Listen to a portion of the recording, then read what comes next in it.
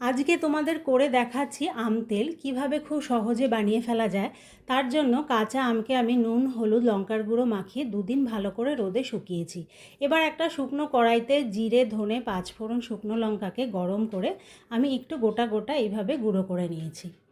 এবার দেখো আমগুলো শুকিয়ে গিয়ে একটু এরকম হয়ে গেছে, পরিমাণে একটু কমে যাবে, আর এর জলীয় ভাবটা একদমই নেই। এবার একটা পাত্রের মধ্যে সব আমগুলোকে নিয়ে তার মধ্যে খানিকটা মশলা দিয়ে দিলাম, আর খানিকটা সর্ষের তেল দিয়ে ভালো করে চামচের সাহায্যে আমি মিশিয়ে দিচ্ছি। এভাবে মশলা তেলের সাথে মিশিয়ে নিয়ে নেব একটা পরিষ্কার কাচের শিশি। কাচের শিশির মধ্যে মশলা মিশ্রিত আমগুলোকে আমি সব ঢুকিয়ে দিচ্ছি। এইভাবে আমগুলোকে সব রেখে দিয়ে তার মধ্যে দিয়ে দেব আরও বেশ কিছুটা সর্ষের তেল।